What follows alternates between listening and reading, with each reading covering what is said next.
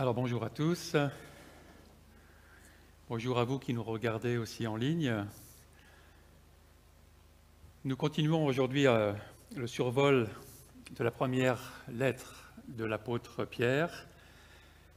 Elle s'adresse à l'Église dispersée et nous pouvons dire que nous en faisons partie.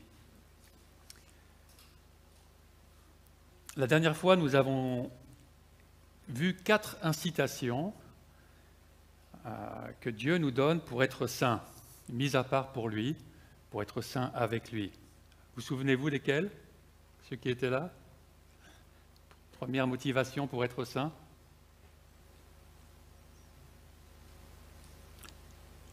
Ça correspondait au message d'avant, qui était l'idée d'entrer en communion avec Dieu. La deuxième incitation à être saint, c'était le jugement de Dieu. Toute personne va passer en jugement devant Dieu et aura à rendre compte pour sa vie.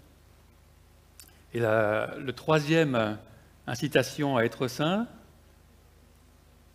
c'est voilà, le coût que Dieu a payé pour que ça soit possible, qu'on puisse entrer dans cette relation de sainteté avec lui. Et puis le dernier, dans le texte précédent, donc le dernier message, dernière incitation à entrer dans cette sainteté, le plan de Dieu, le plan éternel de Dieu. Dès avant la création du monde, il avait mis en place son plan pour qu'on entre dans cette relation de sainteté, de communion avec lui. Ok, très bien. Alors vers quoi Pierre, maintenant, voulait-il ensuite porter l'attention de ses auditeurs?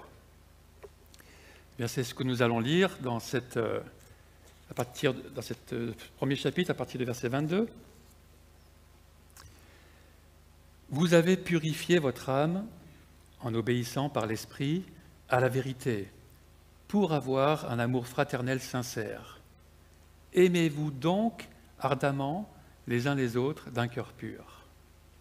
En effet, vous êtes nés de nouveau, non pas d'une semence corruptible, mais d'une semence incorruptible, grâce à la parole vivante et permanente de Dieu.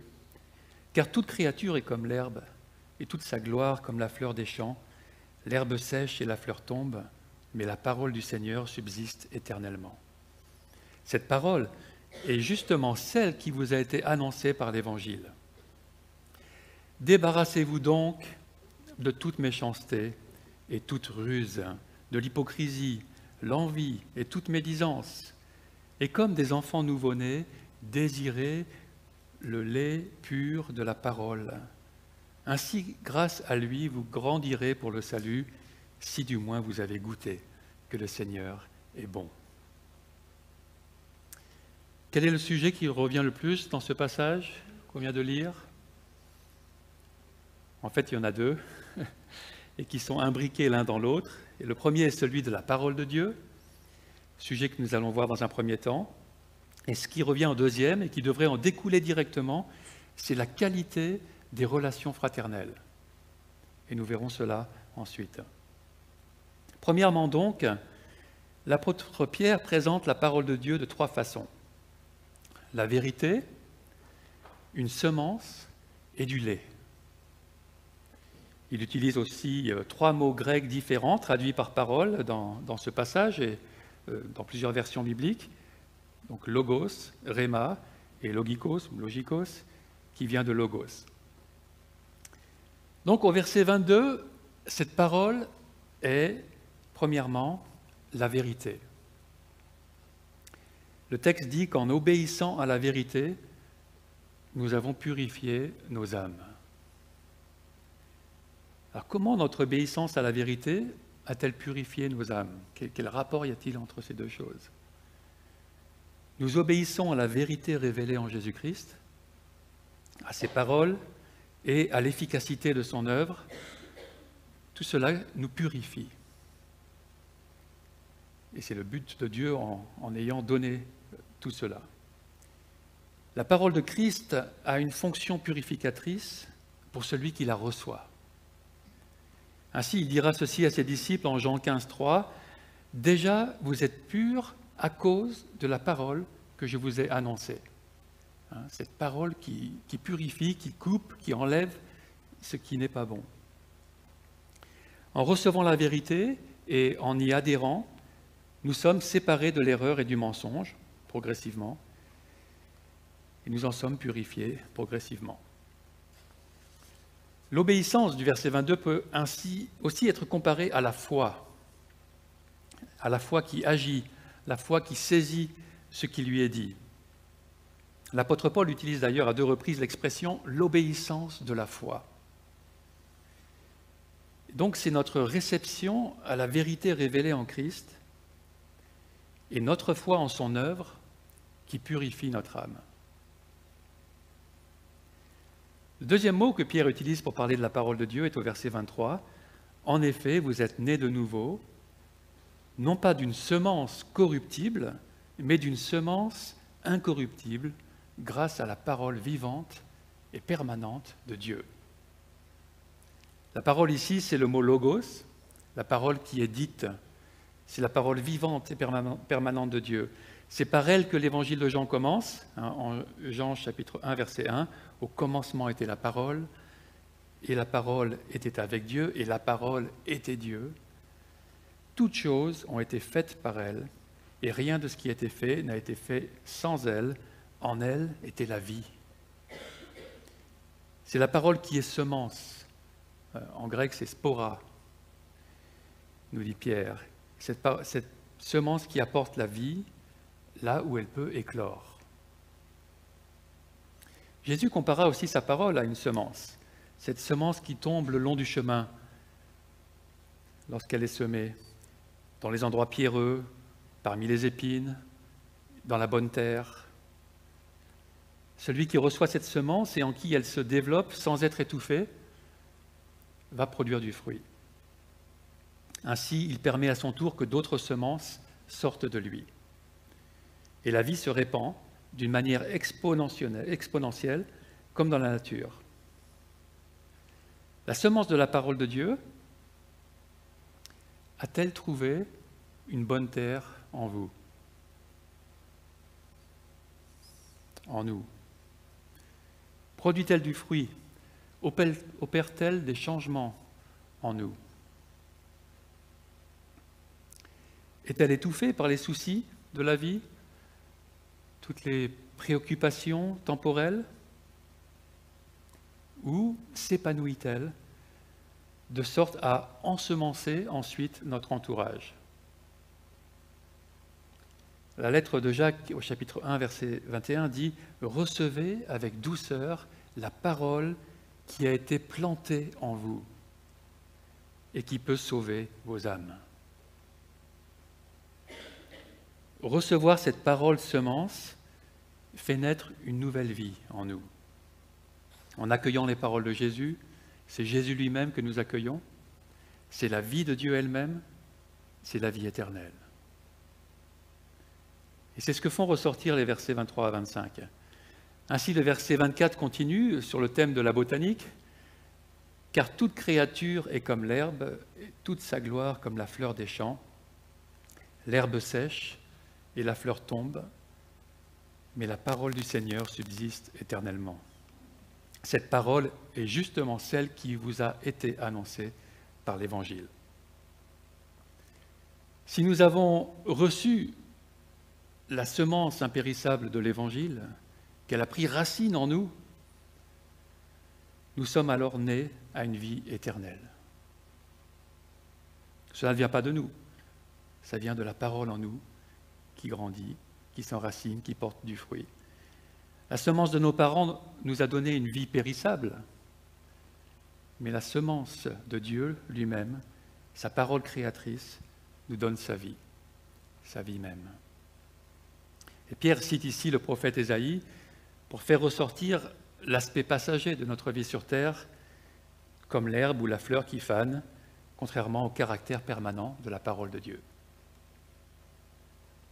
Au verset 25, c'est le mot « réma » qu'il emploie 2 fois pour la parole. Comme pour la parole « logos », le mot « réma » est utilisé pour la parole éternelle de Dieu.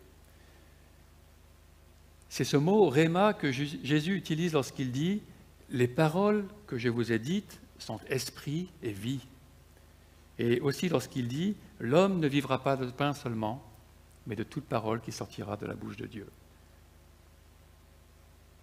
Et au verset 25, Pierre dit aussi que cette parole, c'est l'Évangile, la bonne nouvelle qui vous a été annoncée.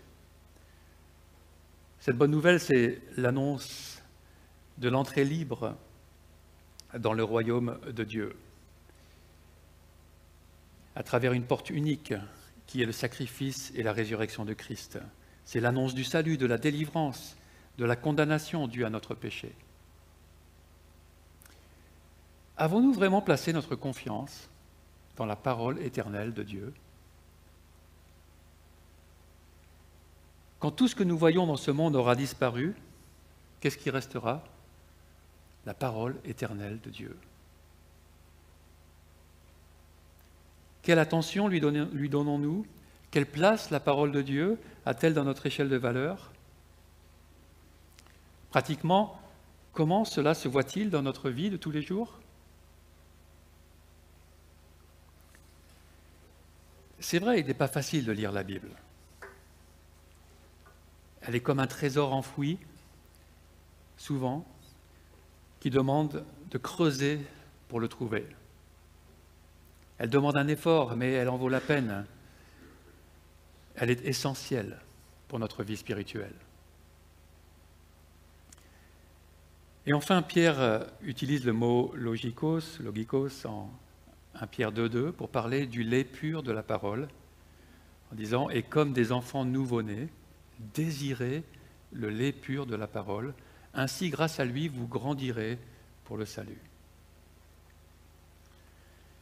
Alors quelques versions ont préféré traduire ce mot logikos, parole, par spirituel ou raisonnable, donnant ainsi pour la traduction en français courant « désirer le lait spirituel et pur ». Le sens profond de logikos, traduit ici par parole et qui ne se trouve qu'ici et en Romains 12 dans le Nouveau Testament, semble être qui correspond à votre vraie nature. Ce mot oriente vers une traduction qui est plus large que simplement la parole, vers la nature même de Dieu et de Christ qui nous est communiquée. Il est question aussi de raisonnement divin qui est communiqué par la parole. C'est un peu compliqué ce qu'on peut trouver derrière ce mot, mais bon. Cependant, pour beaucoup de traducteurs, s'appuyant sur le fait que logikos vient de la racine logos, et s'appuyant sur le contexte du passage, pensent que ce mot est ici un autre attribut de la parole de Dieu. D'ailleurs, la Nouvelle Français courant le traduit désormais par la parole de Dieu, le lait pur de la parole de Dieu. Et pour faire ressortir que ce lait, logikos, correspond à ce que nous recevons de Dieu. Et le verset 3 va dans ce sens en disant « Si vous avez goûté que le Seigneur est bon ». Le lait, c'est ce qui vient du Seigneur. Il s'agit donc de la parole qui fait grandir. Et cette parole n'est bien sûr pas indépendante de la nouvelle nature divine qui nous est communiquée par l'Esprit Saint et qui nous transforme. C'est un tout. Comme a dit Jésus, les hommes ont besoin de plus que du pain pour vivre, ils ont besoin aussi d'une nature spirituelle. Ils ont aussi une nature, spirituelle à nourrir. La parole de Dieu, avec la parole de Christ, est là pour ça. Et quand Pierre écrit cela, eh bien, il n'y avait pas encore le Nouveau Testament. Et pourtant, aujourd'hui, on est nombreux, je pourrais dire, à nous nourrir que du Nouveau Testament. Alors que Pierre parlait, à ce moment-là, le lait dont il parle semble donc inclure l'Ancien Testament et bien sûr la relation spirituelle avec le Christ et son enseignement oral rappelé par les apôtres. Remarquons d'ailleurs que Pierre cite 2 fois les Écritures, donc l'Ancien Testament, rien que dans ce passage, au verset 24 au verset 3. Pierre était vraiment nourri de l'Ancien Testament, comme l'étaient tous les disciples de l'époque, tous les juifs de l'époque. Et l'Ancien Testament est donc aussi une nourriture pour nous. Le chapitre le plus long de la Bible, le psaume 119, qui loue la parole de Dieu tout au long de ces 176 versets, dit au verset 131, « Je bois volontiers tes paroles, tellement j'aime tes commandements. » Est-ce notre cas? Nous nourrissons-nous de la parole de Dieu suffisamment pour ne pas avoir de carence? Désirons-nous ce lait pur comme des nouveau-nés?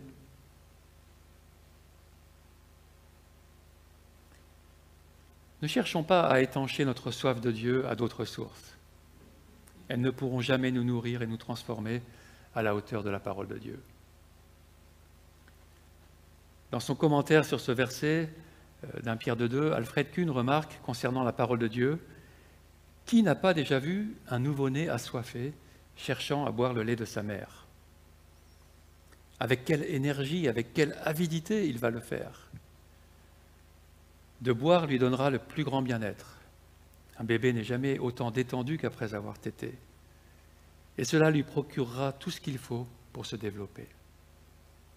Mais donnez-lui un autre lait de mauvaise qualité, et bien des complications pourront arriver, allergies, maladies et même la mort dans certains cas. »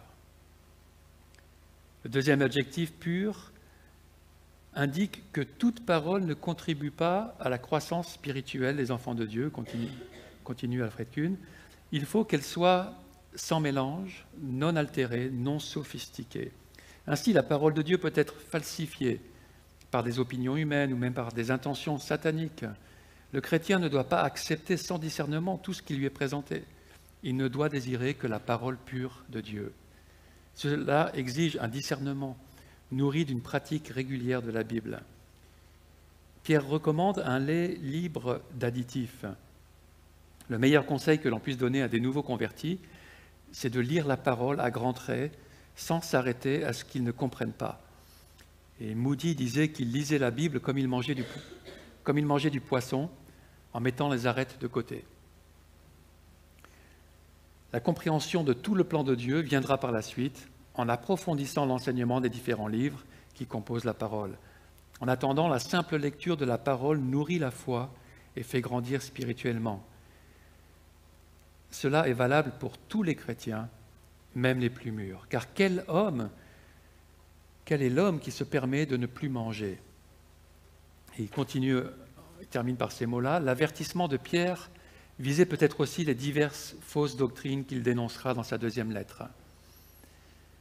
Les attaques contre la parole de Dieu se sont multipliées au cours des siècles, de sorte que dans de grandes fractions du christianisme, ce qui est servi aux chrétiens, ce n'est plus la parole inaltérée de Dieu, mais un mélange d'éléments bibliques avec des traditions humaines, des interprétations philosophiques et des considérations critiques qui ôtent à la parole de Dieu son authenticité et son autorité. Alors notre verset 3, si du moins vous avez goûté que le Seigneur est bon, laisse donc entendre que c'est du Seigneur lui-même qu'il faut nous nourrir. Comme dans le psaume 131, où le roi David dit qu'il se sentait comme un nourrisson rassasié dans les bras de sa mère, comme un nourrisson apaisé, nous dit la version Semeur. Et Dieu semble donc ici présenté par David comme une mère donnant le sein. En lisant la Bible, nous pourrions chacun nous représenter dans les bras de Dieu, buvant le bon lait qui vient de lui et qui nous donne le parfait contentement. Belle image, n'est-ce pas, que de lire la Bible ainsi. La parole de Dieu nous a fait renaître avec son esprit et nous en avons besoin pour nous développer. Avons-nous goûté que le Seigneur est bon? Il n'y a rien de meilleur dans tout l'univers. Il est la source de tout ce qui est bon. Et cette bonté de Dieu est à l'origine du deuxième point du passage de ce matin. et qui est d'ailleurs un des buts relevés au verset 22 de l'œuvre de la parole en nous, c'est la qualité de nos relations. Vous avez purifié votre âme, nous dit le verset 22, en obéissant par l'Esprit à la vérité pour avoir un amour fraternel sincère. Aimez-vous donc ardemment les uns les autres d'un cœur pur. La première partie dit littéralement « purifié par l'obéissance à la vérité pour l'amour fraternel ». Dieu ne nous a pas fait naître à une vie nouvelle pour que nous vivions pour nous-mêmes, séparés les uns des autres. En recevant Jésus-Christ, nous recevons une nouvelle nature. Nous recevons sa nature. Nous devenons un corps avec les autres dont Jésus est la tête. Ou comme le diront les versets 4 et 5 de notre chapitre 2 d'Un Pierre, donc les versets suivants que nous verrons la prochaine fois, nous sommes devenus des pierres vivantes pour former une maison spirituelle dont Jésus est la pierre vivante principale.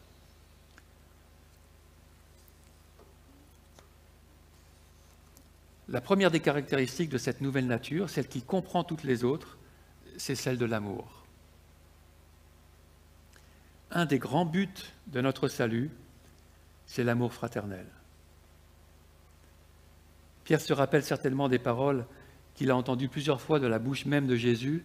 « Comme je vous ai aimé, vous aussi, aimez-vous les uns les autres. » Pierre dit que cet amour fraternel doit être littéralement sans hypocrisie et intensément. Est-ce le cas? Aimons-nous ainsi nos frères et sœurs en Jésus? Nous péchons chaque fois que nous ne nous aimons pas ardemment et de tout notre cœur, car nous n'obéissons pas au commandement de Jésus, ni d'ailleurs à celui de Pierre, de Paul, de Jean, de Jacques. À travers toutes les Écritures, ce commandement de l'amour revient comme étant l'aspect essentiel de la vie selon Dieu. Avec la sainteté, nous l'avons vu. Nous avons été unis en Christ à d'autres êtres humains pour une relation éternelle vécue dans l'amour. Cela est fondamental. Et nous commençons dès la nouvelle naissance à apprendre cette nouvelle façon d'être en relation avec notre prochain, avec Dieu et son amour au centre de ces relations. Alors regardons ce que Pierre donne comme étant les caractéristiques d'un amour fraternel sincère, avec cette liste des choses dont il faut se débarrasser, ces choses qui détruisent les relations et la communauté, au verset 1 du chapitre 2. « Débarrassez-vous donc de toute méchanceté, de toute ruse, de l'hypocrisie, l'envie et toute médisance. » Littéralement, on lit au début du verset « ayant déposé toute forme de méchanceté ». C'est l'image d'un vêtement qu'on dépose, qu'on enlève, pour exprimer le renoncement au passé. Et on retrouve cette image dans plusieurs autres endroits du Nouveau Testament, et nous allons en lire un de l'apôtre Paul, et je vous demande de remarquer combien les thèmes que nous voyons ce matin sont reliés entre eux, ici aussi dans ce passage de Colossiens, chapitre 3, verset 8. « Mais maintenant, renoncez à tout cela, à la colère, à la fureur, à la méchanceté, à la calomnie, aux grossièretés qui pourraient sortir de votre bouche. Ne vous mentez pas les uns aux autres, car vous vous êtes dépouillés du vieil homme et de ses manières d'agir.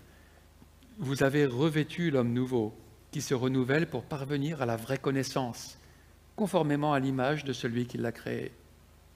Il n'y a plus ni juif, ni non-juif, ni circoncis, ni incirconcis, ni étranger, ni sauvage, ni esclave, ni homme libre, mais Christ est tout et en tous.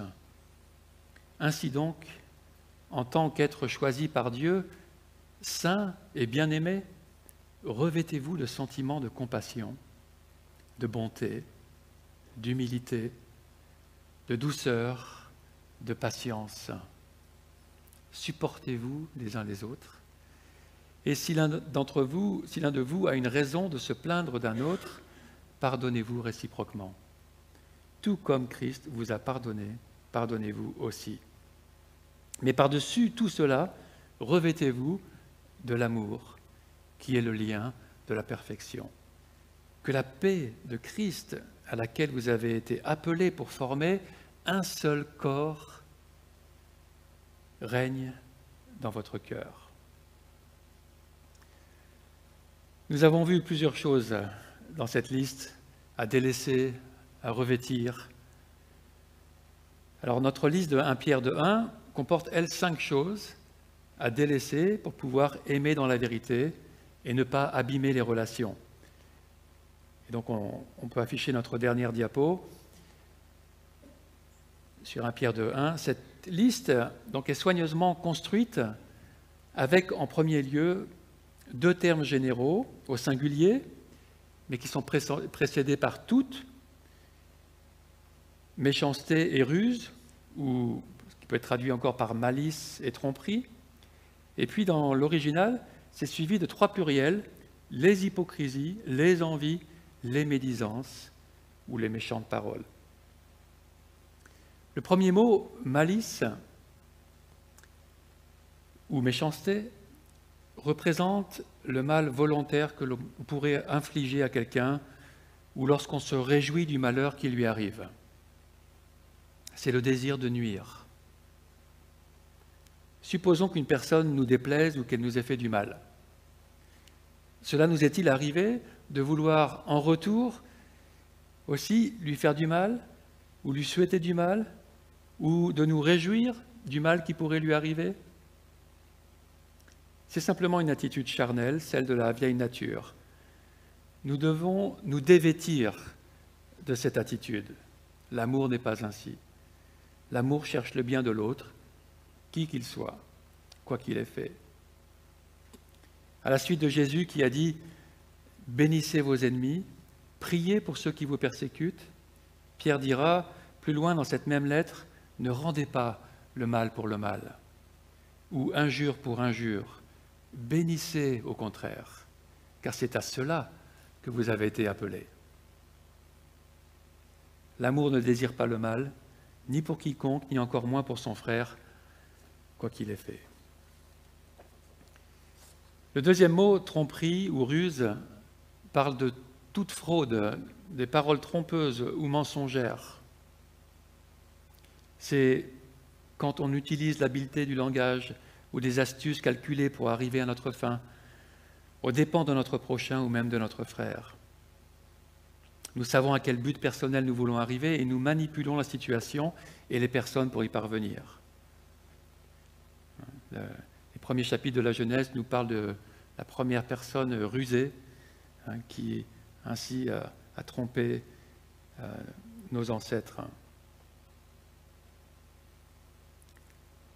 C'est malheureusement un grand art aussi en politique, et nous n'allons pas développer ce sujet qui remplit nos journaux. L'amour aime la vérité et ne cherche pas à passer avant son frère. Le troisième mot, hypocrisie, renvoie à l'idée d'un acteur qui porte un masque, et donc à l'opposé de l'amour sincère, littéralement sans masque, qu'on avait au verset 22, et qui cet amour sincère qui était un but de notre purification, sans masque. L'hypocrite est celui qui dissimule, qui joue un rôle pour son avantage. Toutefois, il ne s'agit pas de dire les mauvaises pensées que l'on pourrait avoir envers quelqu'un sous prétexte qu'on veut être vrai et sans masque. Car alors, quel serait notre but? Ça ne serait plus l'amour. Lorsque j'ai des mauvaises pensées envers quelqu'un, plutôt que de les lui dire ou lui faire du mal, vaut mieux commencer par prier pour lui. La prière transforme notre regard. Elle nous apprend à chercher le bien de l'autre. Et après avoir sincèrement prié pour lui, je serai plus en mesure de savoir s'il faut dire quelque chose ou s'il faut simplement laisser passer. Proverbe 17,9 dit « Celui qui couvre une offense recherche l'amour, Et celui qui la rappelle dans ses discours divise les amis. Comme le dit 1 Corinthiens 13,7 dans la version Parole vivante, l'amour couvre tout. Il souffre, endure et pardonne. Il sait passer par-dessus les fautes d'autrui. Et c'est d'ailleurs ce que Dieu a fait pour nous. À travers Jésus-Christ, il a couvert nos fautes du sang de Jésus pour que nous ne soyons plus condamnés pour elles. Soyons donc tels que nous sommes dans nos relations, sans masque, mais faisons-le en ayant le bien de l'autre à l'esprit, étant prêts soit à couvrir, si ce n'est pas le moment de dire, soit à dire ce qui ne va pas, mais avec une attitude de grâce, la même grâce que nous avons reçue de Dieu. Le mot suivant, envie, porte l'idée de jalouser les biens ou les capacités des autres. Encore une fois, l'attention est portée sur soi-même plutôt que sur l'autre. L'amour se réjouit du bien qui arrive aux autres. Il se réjouit de leur qualité. Est-ce le cas pour nous? Nous arrive-t-il d'avoir des pensées de jalousie à l'égard d'un frère ou d'une sœur? Que devons-nous en faire quand ça nous arrive? Nous en dévêtir. Que ferait l'amour? Il se réjouirait de ce que ce frère ou cette sœur puisse avoir telle chose, ou tel don, ou tel succès. Là encore, lorsque les sentiments d'envie et de jalousie se font jour en nous, apprenons à nous tourner vers Dieu et à le louer pour la bénédiction qu'il vive. L'amour se repose dans la vérité que Christ suffit. La communion avec Christ permet de ne plus envier ce que nous n'avons pas. Le Seigneur veut nous encourager à être contents de la position qu'il nous donne, de celle qu'il donne aux autres. Notre dernier mot, médisance, concerne les diffamations ou les paroles méchantes que nous disons derrière le dos de quelqu'un. Avant de dire des choses négatives sur un frère ou une sœur, nous devons nous demander si c'est bien utile, si cela va contribuer à l'unité et à l'harmonie. L'amour ne cherche pas à diviser les frères et à dire du mal de quelqu'un. Alors si nous avons une chose négative à relever chez notre frère, chez notre sœur, il faut faire très attention, car nous risquons fort de faire le jeu de l'accusateur des frères, le diable qui ne cherche qu'à diviser et détruire. Vérifions bien que notre motivation est l'amour, et rappelons-nous que nous avons nous-mêmes nos propres manquements. Bien souvent, nous ne voyons même pas nos propres manquements, comme le relève la parabole de la poutre et de la paille de Jésus. Je vois les manquements des autres, que je vois comme une paille à ôter dans leur œil, mais j'oublie ou je minimise mes manquements et qui sont pourtant comme une poutre dans mon œil. Je dois dire que malheureusement, je ne fais pas toujours ce que je dis ici. Je dois encore continuer à me débarrasser de ces choses et à me revêtir de l'amour de Dieu. Je prie que le Seigneur me garde de relever du mal chez mon frère ou chez ma sœur lorsqu'il n'y a pas de bonne raison de le faire. Bonne raison qui pourrait être sa propre sécurité ou la sécurité des autres. Oui, que l'amour dicte nos paroles et nos actions envers nos frères et sœurs. L'amour est persévérant. Il ne perd pas courage. Il endure patiemment. Il supporte les offenses. Il est doux et lent à la colère. Avons-nous des progrès à faire dans ces domaines? La vie nouvelle implantée en nous va nous en faire prendre conscience et nous y aider à progresser. La méthode biblique, c'est de s'abreuver régulièrement de la parole du Dieu d'amour, cette parole de vie, de rester proche de Jésus ce qui sera le thème des versets qui suivent, que nous méditerons la prochaine fois, et de ne pas attrister le Saint-Esprit en entretenant des mauvaises pensées. Enlevons les vieux vêtements et revêtons-nous de Jésus. Abreuvons-nous de sa parole et prions les uns pour les autres. Prenons 2-3 minutes pour prier.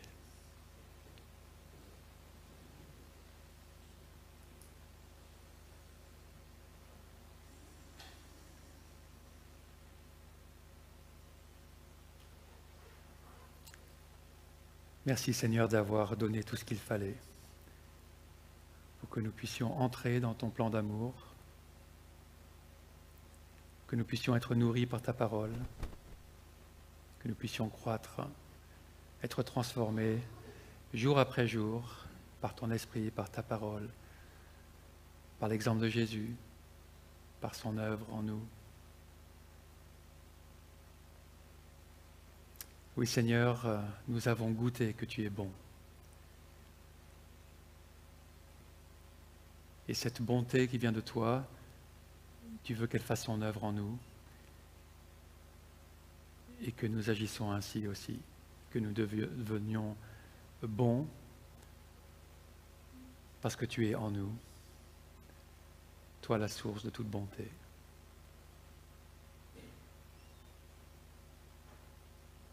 Pardon encore Seigneur pour toutes les fois où nous ne marchons pas selon ton plan, ne marchons pas selon ton esprit, selon ta parole. Mais tu es venu pour nous transformer et tu es patient, toi le premier. Et ta parole nous fait la promesse que ce que tu as commencé en nous, cette œuvre bonne que tu as commencée en nous, tu l'amèneras à son accomplissement jusqu'au jour de Christ. Nous voulons te glorifier, Seigneur, notre Dieu, en Jésus-Christ. Amen.